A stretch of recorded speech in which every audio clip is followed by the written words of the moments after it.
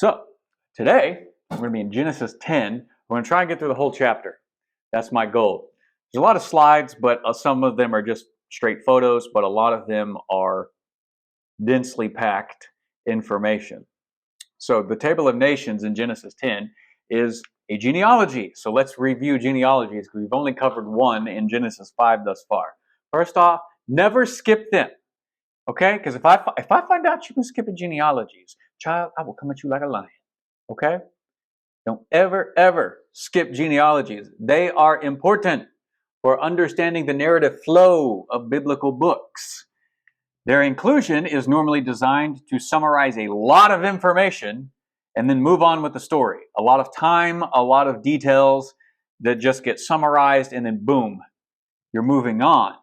I liken them to a previously on from your favorite episode of TV. You've come back from last week and previously on the Genesis prologue, we've had the story of Noah and his 3 sons have come through the flood along with their wives, and now it's time to multiply again, fulfilling the Noahic covenant blessings that are repeated from creation. So this summary is trying to say, hey, God said be fruitful and multiply, not only in creation, but in recreation. This is how that happened. Let's summarize it, put everybody in their place, and then move on with the real story of Genesis. But if you skip this genealogy, you will be confused in the details later on about why Genesis is doing what it's doing. Usually, it's about where the genealogies end up. The end of the genealogies is typically the reason why it's there. So as we go through today's, we should ask ourselves certain questions about why it ends the way that it ends, as well as why it's constructed throughout the way it's constructed. So Genesis 10 is slightly different from other biblical genealogy. A lot of genealogies tend to go person to person, father to son, or father to grandson, anything like that. So Genesis 10 is not one genealogy, it's 3 genealogies. That's a slight difference from most other genealogies in the Bible. It names not merely individuals from certain generations, it names whole people groups that descended from them. So typically it's going to go individual to individual to individual in most genealogies. Here, however, it's going to summarize, hey, this people group came from this son of Noah, which is distinct. I don't think there are any other genealogies in the Bible that typically do that. If they do, it's certainly not to the extent that this is. So it gets called the Table of Nations because it's not really a genealogy about individuals. It's about the descendants of the people groups that came from Shem, Ham, and Japheth. So the Table of Nations ends with all the known nations living in their territories during the rest of biblical history, not at the time of Shem, Ham, and Japheth themselves. So this is a good visual aid here. You get the 3 sons of Noah, Shem, Ham, and Japheth, and then highlighted here is the territories of where their people groups are going to eventually move out to.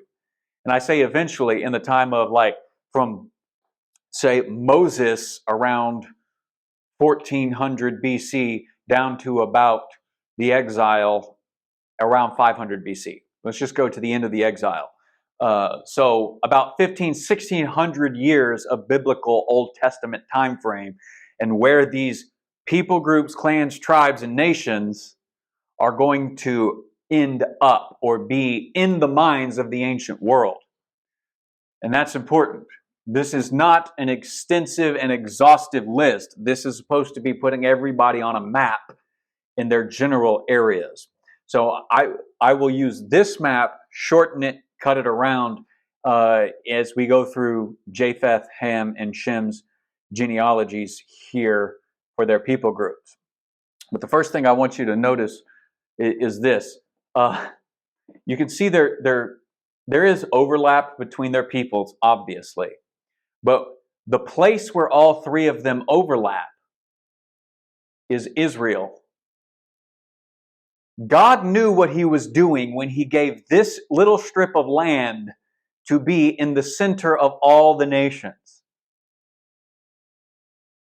all 70 of these people groups that are going to be counted here center in the Mediterranean world right here.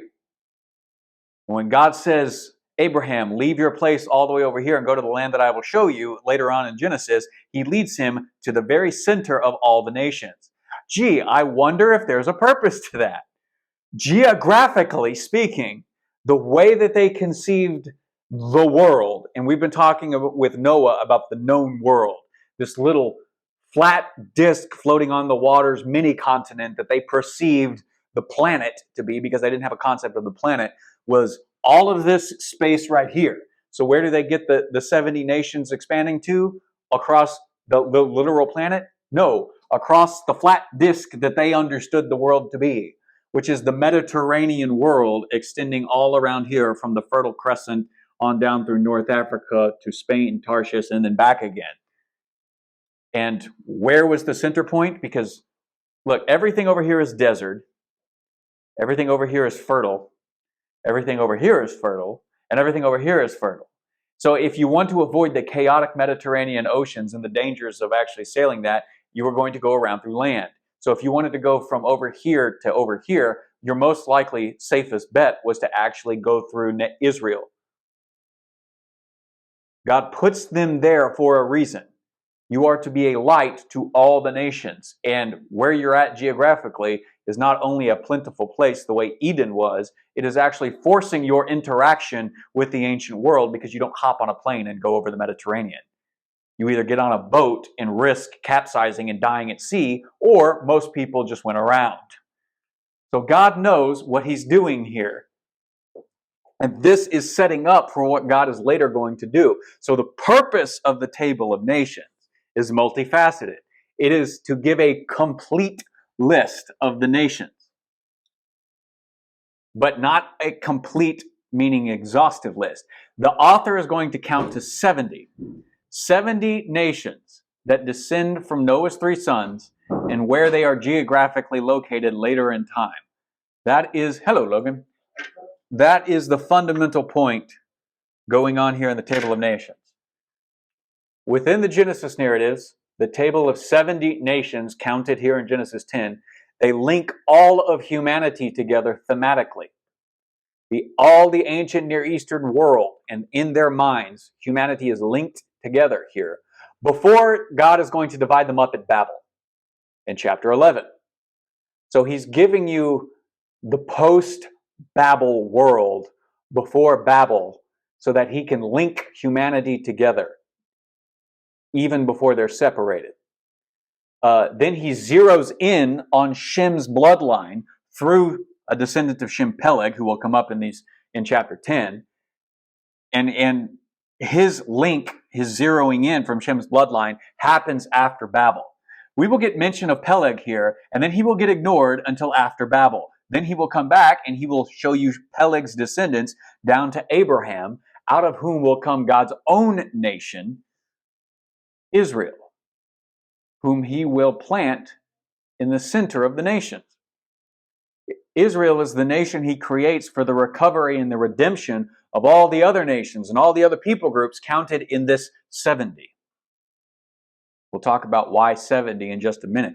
But 70 is the number that of the people groups that we get in chapter 10, and no more.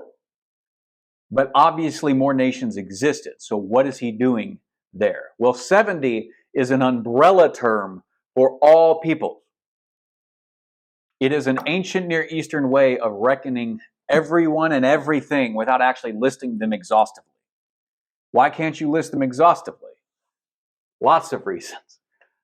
70 is meant to convey, or it's one way that you could convey totality, completeness. By being a multiple of 7, a singular number for completeness, multiply it by 10.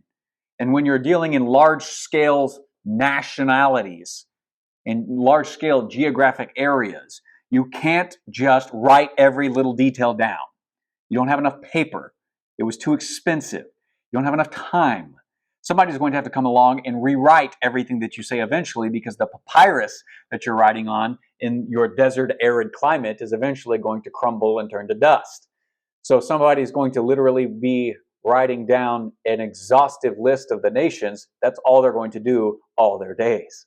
So they find shorthand ways of encompassing this. The purpose of the Table of Nations is not to give an exhaustive count of all people groups on earth. It is also not to argue, hey, there's only 70 people on this world. On the land, there exists 70. Now, there are no more, right? That's just silly, okay? The author counts to 70, and then he stops, knowing that there are more people that he could include by name. But they are included under the umbrella idea of 70, representing all and every nations. Complete does not need to mean exhaustive. If you stop and think about it, you realize no author ever speaks or teaches exhaustively everything that he could. No writer ever writes down exhaustively every little detail that could be written about any subject matter. It's not actually possible. You have to go all the way back to what we talked about at the beginning of this year with Biblical Basics for Beginners. You have to discriminate. You have to decide, I'm going to talk about this much, I'm going to prioritize what I'm going to talk about, and then I'm not going to talk about other things. Here, they count to 70. They said, okay, good enough. Now you get the point. All the people groups that we are aware of, that we know of, that are out there, but not exhaustively out there. You know, all doesn't mean all. Exactly the same thing that we talked about with Noah. He's doing something very similar to that. Nations known to Israel but not mentioned in this grouping are nations like Israel, who don't exist yet. Neither do Moab or the Edomites, because we're not there in the story yet. But obviously, even in Genesis 10, when you're talking about nations that eventually descend from them, you could talk about Israel, Moab, the Edomites. But they don't. He's trying to get to precisely 70, because in the ancient Near Eastern world, they understand 70 as a number for the completion and totality of nations. In the pre-Greek world, right, the Greeks were the ones who started to think more exactly, less in round numbers and more in exact notions. They're 1,000 years away from it at this point in the story. But through Alexander conquering and bringing Greek education, numbers tend to get more exact. So this ancient world, ancient Near Eastern world before that, doesn't care about being exact. And you're going to have to understand 70 on their terms. It is a conceptual number for 7 multiplied by 10 for describing that completeness and totality, and then moving on. Okay? They don't have the ability to copy and paste whole list of peoples and easily print them out endlessly with a printer. Everything is being copied by hand. So everything that the scribes write, they find ways to encompass shorthand. 70 is a shorthand for all nations and all people groups. Even the ones that don't specifically or may not specifically descend from Noah. Let's say that the flood encompassed the known world, but that before Noah's flood, people moved to Asia, Australia, Russia, maybe even across the gaps of the Arctic into North America and South America. Before the flood even happened, they would be descendants of Adam, but not necessarily descendants of Noah. They would be conceptually thought of in this 70 group, okay? The Bible does this all the time with numbers between 7, 10 equaling 70. Or just, it starts with numbers in 7, and then it'll expand it out in multiples of 10. So first off, a week is a 7-day cycle. A completed week is kind of the fundamental idea that this all starts with. So 7 becomes a number for completion based primarily on the fact that God creates in 1 week. That's the starting point. Then you start having to count larger and larger numbers, and so you get to 70 as a multiple of 7, and you get ideas like Judges 8:30, where Gideon has 70 sons. Now, I don't think that means he actually has 70 sons, because part of the conceptualization is that El, the high god of the Ugaritic pantheon, Ugaritic being Israel's neighbors directly to the north, El had 70 sons with his wife, which was a way of connoting El is God of all.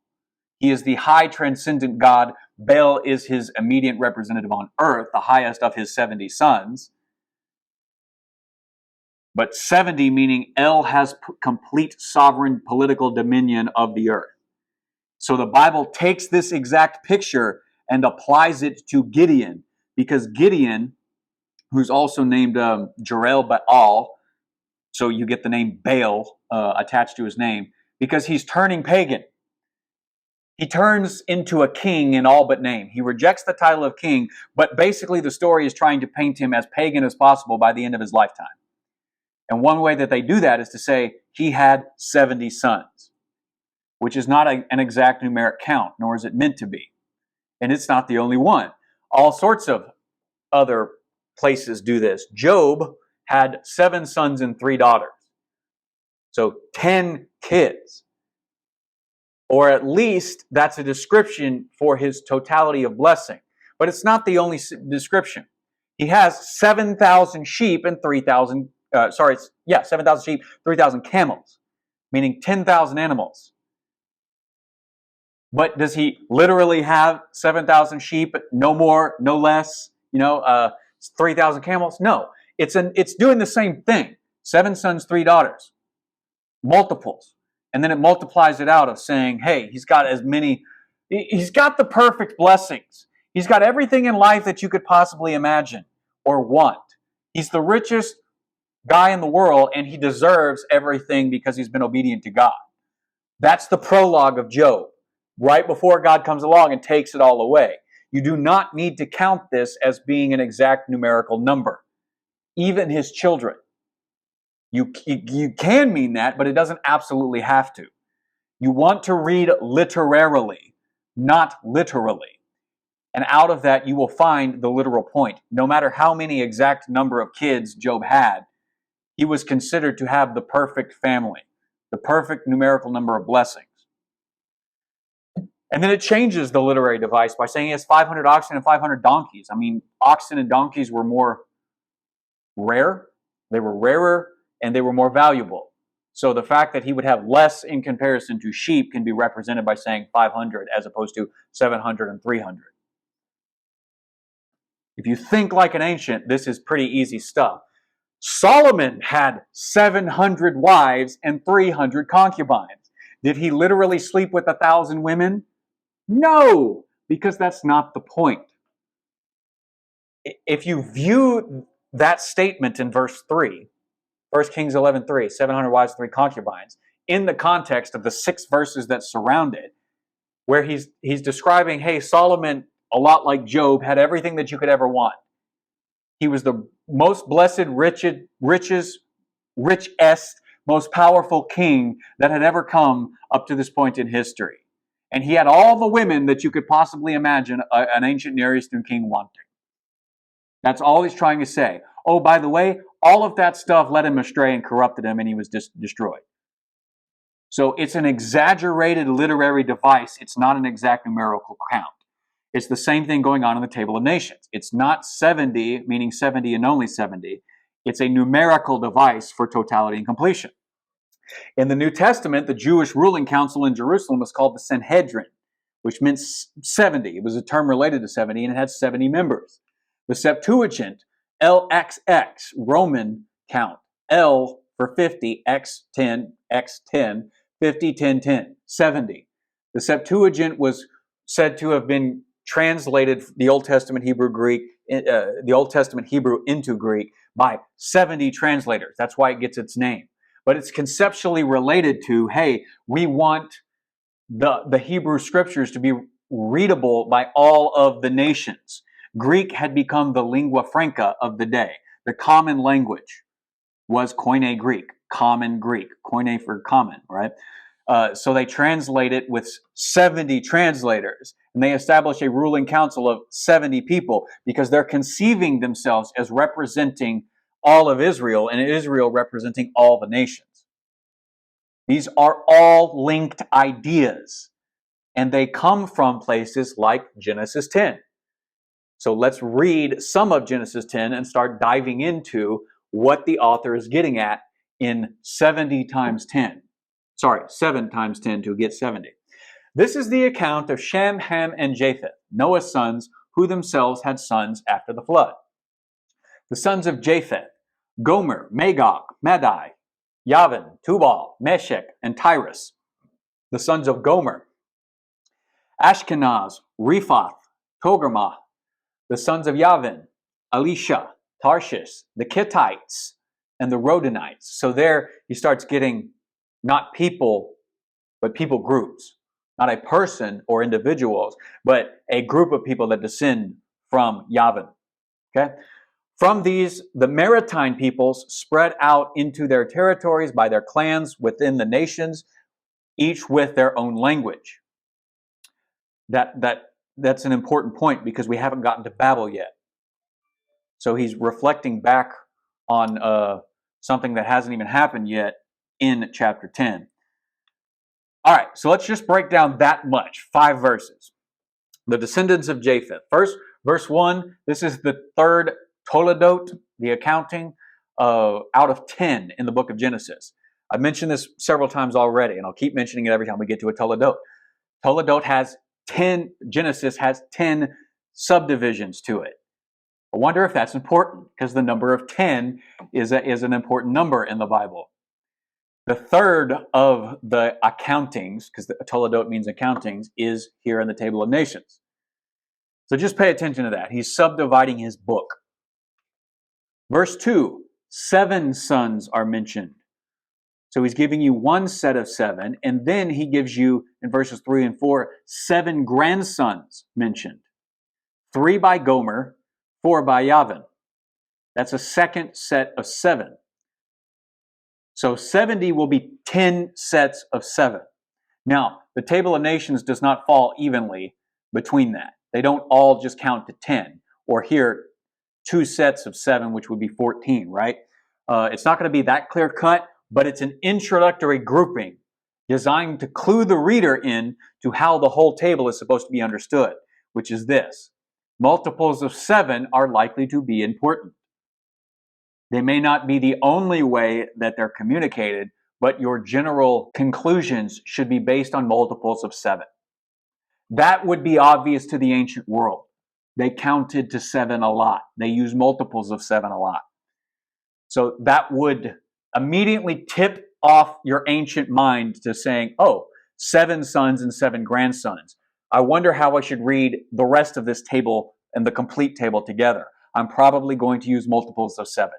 So we're going to keep that in mind as we go through the Table of Nations, okay?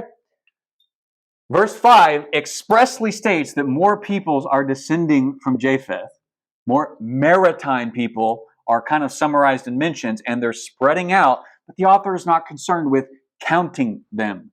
Yes, they count in the sense that they're legitimate nations out there, but they don't count to 70. They're included in the umbrella term, move on. He only establishes 2 sets of 7 for 14 people groups descended from Japheth, which with his pattern of 7 established, he will proceed with less concern with numerical details. So he's clued his readers in.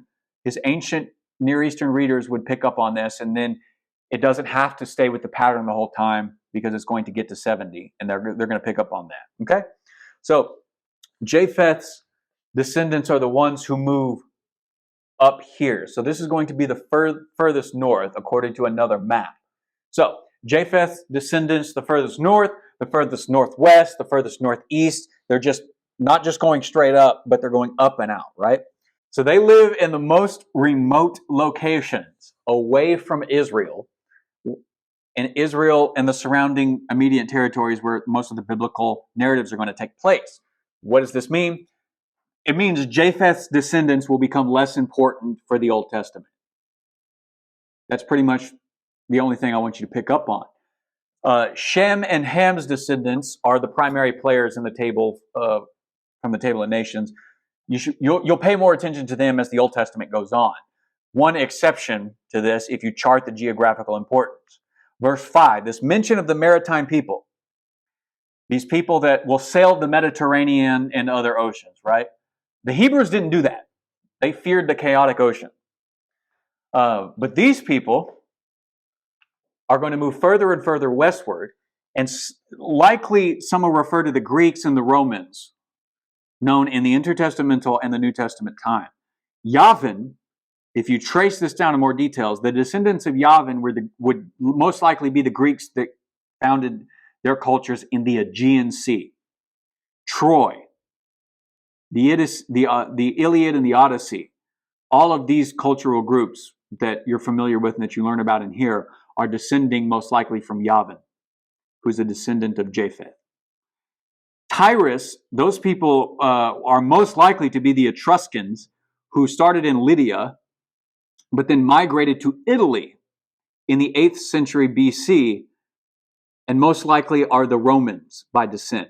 They established Rome through, the story goes, Romulus and Remus. So they come up later.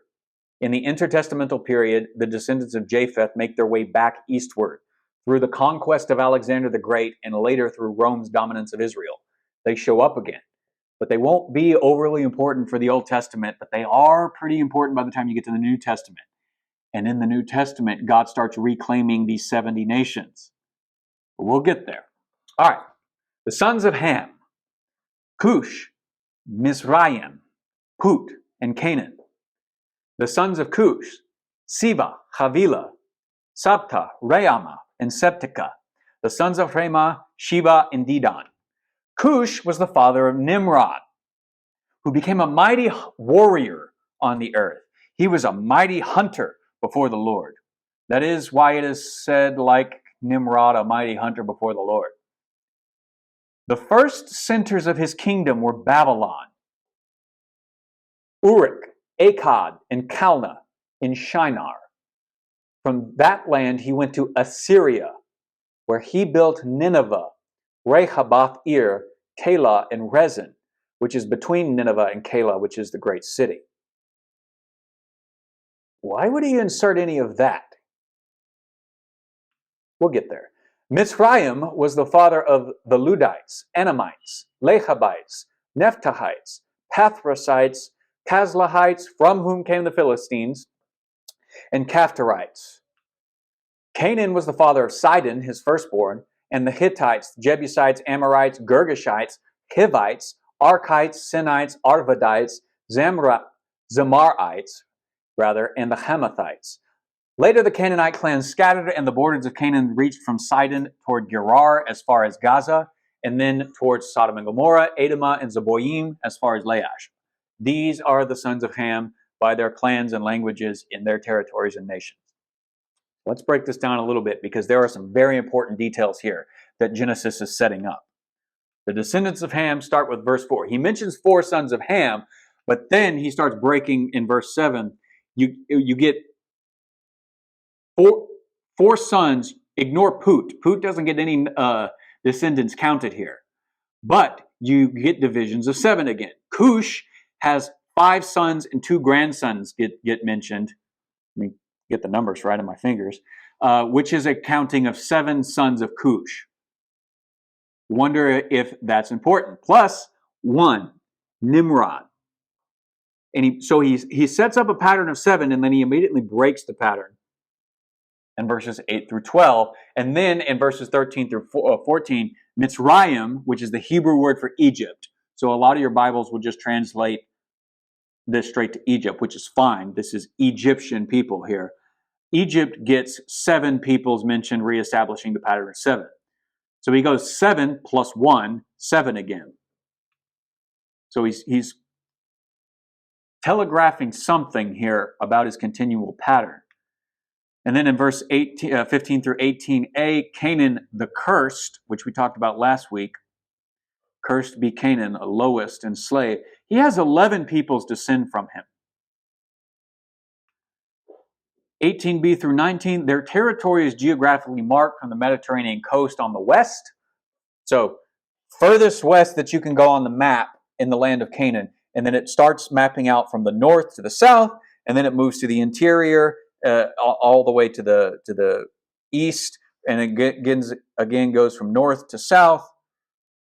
It just encompasses the whole land of Canaan geographically in verses 18b and 19.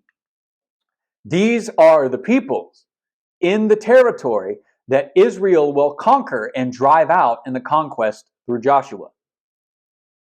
If you're a good Jew, you already know that story. You have the book of Joshua and you've been familiar with it. Here, Genesis is introducing it in this format. Verse 14, ignore the Philistines. They don't count in this numerical counting of 7.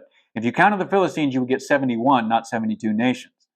Why do you ignore the Philistines? One, possibly they added the Philistines in there later. They weren't a part of the original manuscripts. Or likely they're being counted on the umbrella term of the Caslephites by the name they were called later on. So he's like saying, hey, you know, the Philistines, they were an off branch of the Caslephites. I think that's probably more accurately what's going on here. By then, they knew them as a different name, so they're including two names of the same people. So you don't count the Philistines in the numerical counting of Ham. That's all I'm saying. With the inclusion of Nimrod and the exclusion of the Philistines, 30 peoples are mentioned as descending from Ham.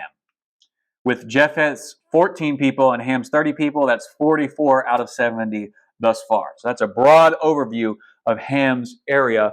And here you get Mitzrayim, and it's located where? Egypt, because that's just the Hebrew word for Egypt. And so Ham is kind of taking all this territory all the way down to here, right? All the way across North Africa. But notice over here in green from this picture, that was Shem's territory, right? But it gave you this details about some guy named Nimrod.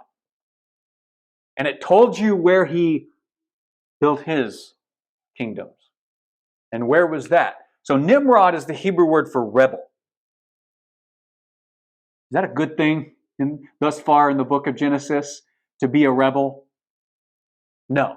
So it's likely a derogatory title for a villain more than a historic name. Verses 8 and 9 say he was a mighty hunter before Yahweh. Okay, what does that have to do with anything? Because you often see pictures like this where he's covered in fur, got a weapon, conquering a lion or something. Hunting was an ancient Near Eastern idiom for conquering. We talked about idioms last week. It's an expression or it's a phrase. If Nimrod itself is kind of an expression or a phrase for saying he's the bad guy, you would expect the idea that he's a hunter to be another form of trying to say he's a conqueror. He sets out to conquer new lands and new peoples. Was there any evidence that this is what he's doing and that we should read hunter as an idiom for conqueror? The answer is yes. Verses 10 through 12 say he conquered this land. So the picture in verses 8 through 12 is that Nimrod is in rebellion against God, and he's the progenitor, the beginner of all these major empires that would later oppose God's people in the Old Testament, who would set themselves up as the cosmic rebels and adversaries by their own imperial power, propaganda, and strength, and their pagan culture. They would set themselves against Yahweh and against his people. Because if you look at the kingdoms that he built, the two major ones that stand out, verse 10 associates him with the building of Babylon. Babylon exiled the southern kingdom of Judah in 586 BC. At least that was the third of their exiles, and certainly the most devastating of it. But also in verse 11, he's associated with building the kingdom of Assyria and all the surrounding territories there. Why would that matter? Because Assyria was the kingdom and the empire that exiled the northern kingdom of Israel in 722 BC. 150 years-ish before the southern kingdom is exiled by Babylon, the enemies of God in Assyria come down and crush the northern kingdoms. And if you're reading your Old Testament clearly and closely, in places like Isaiah chapters 13 and 14, or Micah 5:6, Babylon and Assyria can be portrayed as cosmic enemies. The way that Rome is God's cosmic enemy in the New Testament. Before Rome became the imperial power of the day, Babylon, Assyria, Persia to a lesser extent, they get portrayed as the enemies of God.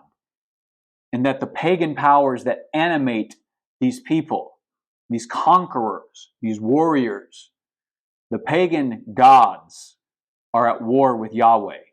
Even Egypt gets painted this way in Exodus. And here you're getting the seed form of where they came from. Where did God's cosmic enemies come from? One rebel in the past decided he was going to go conquer a bunch of lands and set up his own kingdom. But note the geography. Nimrod is conquering lands way over here. But he's coming as a descendant of Ham. Ham's territory is like way over here. This map is a little bit misleading because a lot of this territory is Shem's as well. Okay? Don't take it exactly. And a lot of Japheth's territory is actually way over here, not over here. But I'm using it to try and make a point. This arrow is trying to point you where they're expanding to. But over here, kind of where they all overlapped from these other pictures that I've shown you before. Babylon and Assyria are over here. So where is Nimrod going? As a descendant of Ham from over here, where is he going to build his kingdoms? Shem's territory. What nation comes from Shem? Israel. Where does he go to build his territory? Over here where Babylon is. Who comes out of the Babylonian era and territory? Abraham does. These are all tied together. And where does God plant his people, Israel? In Ham's territory, in the land of Canaan, who's cursed and made the lowest of all the sons of Noah. All of their descendants. It's as if God is saying, all right, fine, you want to rebel against me and establish your own kingdoms? You want to wage war against me? I will fight you back and I will invade your territory. You invade my territory, I will invade your territory. And I will set up my own kingdom underneath your very nose. And he does this pattern over and over and over again. You want Babylon to conquer my kingdom? I will raise up a remnant in the middle of Babylon, and I will bring them back to my land, and I will establish them all. So when we come back to this map here, and you see all the overlap here in Israel, all of Ham's territory over here, where does Nimrod go? All of this area over here. Mesopotamia. And he builds his kingdom over here, outside of Ham's territory, in Shem's territory. He builds the cosmic kingdoms that would defy God. And so out of those cosmic kingdoms down here with which is, could be over here, it could be over here, depending on where you look. God is going to say, out of I call Abraham to come down here and invade Ham's territory in the worst place possible, Canaan's territory, the worst center possible of Ham's line. And there I'm going to build a new nation, a new people group. And out of that people group, I'm going to invade all the other territories and build my own land. Here you can see it over here. In this calendar is way down here because the Persian Gulf would likely have come way up here. That's where Abraham is called out of. This is Nineveh, Babylon. All this area and all this territory here in Mesopotamia is what Nimrod is conquering in Shem's territory. So God is saying, fine, I'll bring someone out of here and I'll build my own nation and I'll beat you. Rebel all you want. You can't beat me, says the Lord. So all of this is being encompassed in little verses that most people skip over. And it sets up the narratives all throughout the rest of the Old Testament. All the way down to Revelation. God has cosmic enemies portrayed one way or another. This is where they're coming from. And in 21 through 31, the sons of Shem. Sons were also born to Shem, whose older brother was Japheth. Shem was the ancestor of all the sons of Eber. The sons of Shem, Elam, Asher, Arphaxad, Lud, and Aram. The sons of Aram, Uz, Hal, Gether, and Meshech. Arphaxad was the father of Shelah. Shelah was the father of Eber, who's already been mentioned. Why was he mentioned already? We'll get to that. 2 sons were born to Eber. One was named Peleg, because in his time the earth was divided. His brother's name was Joktan. Joktan was the father of Olmadad, Sheleth, Hazarmavath, Zerah, Chedoram, Uzal, Dikla, Obal, Abimael, Shiva, Orpher, Havilah, and Jobab. You guys know Jobab? All of these were the sons of Joktan. The region where they lived stretched from Mesha towards Safar in the eastern hill country. These were the sons of Shem by their clans and languages and their territories and nations. These are the clans of Noah's sons, according to the lines of descent within the nations. From these, the nations spread out over the land after the flood. So he's closing it off there. So let's get through the sons of Shem as best we can here. Shem, we get the word Shemites, or in English, Semites, referring to all Semitic peoples, not just the Jews. You hear about, and right now you're hearing a lot about, if you're watching the news, anti-Semitism, because Hamas is attacking Israel. Hamas is the anti-Semitic people who want death to Israel and death to America and all this stuff, right? But just because you're hearing anti-Semitism talked about in reference to the Jews, it's not strictly just to the Jews. All Semitic people count as, you can be anti-Semitical against any of them. Just wanted to point that out. Verse 21a, is Shem or Japheth older? Because although in the NIV translation that I'm using here, it says Shem was the younger brother of Japheth, some translations will say Japheth, the younger brother of Shem, or Shem, the older brother of Japheth. Now, I think the textual evidence from the oldest manuscripts does in fact suggest Japheth is the oldest. So Shem would be the second son of Noah. Why is that important?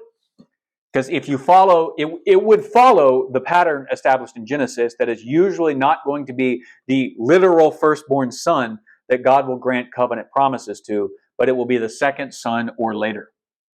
We talked about this last week with the firstborn rights, where Ham is violating his mother so that he can establish himself as a greater rank because he was at the bottom of the pecking order by his birth. Shem appears to be granted in Noah's blessing at the end of chapter 9 the rights of the firstborn, despite the fact that he's the second-born son. That would follow Genesis' pattern. It's very rarely going to be the firstborn son who actually inherits the firstborn rights in God's electoral mind. All of that for another discussion on election. Why mention Eber at the beginning of this list when he's going to naturally come up anyways? He goes out of his way to mention him, despite the fact that if he just kept going naturally, he'd come up anyways. Why? The author wants the reader to pay attention to his conclusion. So he grabs the reader's attention with mentioning Eber earlier, foreshadowing what he's about to tell you. So it's like, hey, pay attention to Eber because I'm about to tell you something about Eber you're going to want to know. And he's going to break his pattern, repeating the names of someone very important on this list. Breaking his pattern usually is a way of emphasizing. Set up the pattern and then break it, like saying 7 sons of Japheth, 7 grandsons of Japheth, 7 sons of Cush, plus 1. Nimrod is important but in that counting. He's breaking a pattern there. And then go back to it by 7 sons of Egypt. When you break the pattern, you're emphasizing something. So as he's concluding the table of 70, the book of Genesis is going to continue telling the story of God through one of Eber's sons, the one he doesn't pay attention to here, interestingly enough. The construction of the following narratives of Genesis, the rest of the book revolves around Eber's son Peleg, who gets no further details in this table. But if you're following the structure of the prologue from chapters 10 through 12, Eber, who has 2 sons, Peleg and Joktan, Peleg is named Peleg because it means divided, and the earth is divided at his time. When does the earth get divided? There's only one conclusion in all of the Bible. When it talks about God dividing the peoples, he's talking about one event that's about to come up in Genesis. What is it?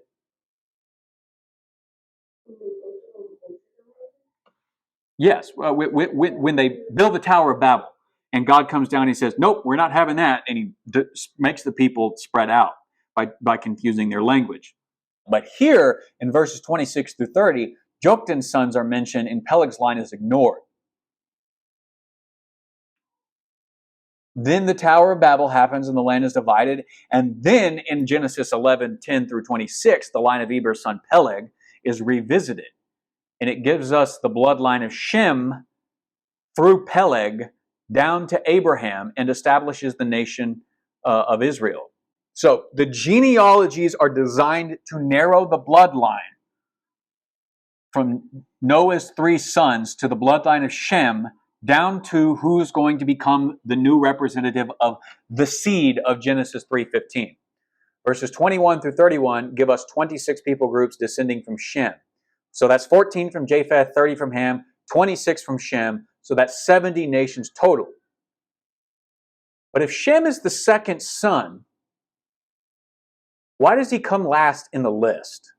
Especially given that in chapter 9 that we've already talked about, why he seems to be the highest ranking son. So if you're following this diagram, the sons of Noah, this is the way that they're ordered in the table. Japheth the oldest, Ham the youngest, Shem comes last. Why would that be? Why not put Shem second like in this diagram and then put Ham last? Why does he end with the firstborn son, the highest ranking son? The author is narrowing his focus to Shem's descendants from this point on. The rest of the Bible, the rest of Genesis certainly, is going to be about Shem's descendants through a specific bloodline. Eber's son Peleg's bloodline down to Abraham. So you get this. The Genesis narratives are constructed to narrow the focus from Shem to Eber, of Eber's 2 sons to Peleg, of all the sons of Peleg down to Abram, whose name is changed to Abraham, and from whom the nation of Israel comes. Only one son Shem, only one branch of Shem's family, Eber, only one son of Eber's line, Peleg, only one of Peleg's descendants, Abraham. And if you skip the genealogies, you will have no clue why we're all of a sudden talking about some guy named Abraham. This is not the kind of biblical reading you can do if you're selfish or you're lazy when you open your Bible. If you're skipping genealogies because you find them boring and you refuse to spend time understanding the arguments that they're making, you are never going to understand the fullest extent of the narratives that surround them. The entire book of Ruth is written so that you get to the bloodline of David at the end.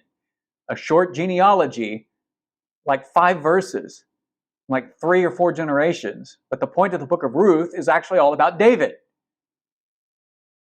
If you skip the genealogies at the end, you don't understand that. If you read the Bible only for what it has to do with you, you will skip genealogies and you will be weak and stupid in your biblical interpretation, in your Bible reading. Do you want to be weak and stupid? Do you want to be a selfish person? You think that's what God wants? You can express that in a microcosm of saying, I will pay attention to as much as I have the capability of paying attention to. That includes genealogies. I will pay attention to the people around me and not just my own selfish self.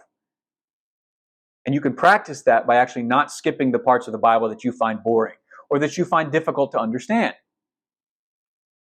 If you divorce the narratives that come later just to try and find moral teachings and stories that the author is connecting back to these genealogies, say like with Nimrod in the kingdoms of Babylon and Assyria, you will miss out on the fullest extent of God's redemption when you get to places like Isaiah 13 and 14, where Assyria and Babylon are not the best people and are painted as God's cosmic enemies. Where Micah 5:6, where Nimrod is mentioned through the kingdom of Assyria as being in rebellion against God. And what God is going to do about it is birth the Messiah from Bethlehem and raise up shepherds and leaders who are going to come and conquer Nimrod's kingdom. I wonder what's going on there. I wonder if Genesis 10 is cluing us in on some level. God is always doing so much more than we realize. We just have to be willing to see it. And if you're skipping genealogies, you're going to skip a lot more. Because once you give yourself permission to skip parts of the Word of God, you are skipping parts of the Word of God that He thought was important enough to write down, record, and pass along to every generation of His people. Skipping parts of it over and over again, year after year, and never coming to it is a great way for you to fail at understanding the parts that you actually pay attention to. So don't do it. I go back to what I started with. If You skip genealogies, I will come at you like a lion. Okay? You're going to find that Chuck's a mighty hunter in his own right. I will conquer your face if I find out you're skipping genealogies.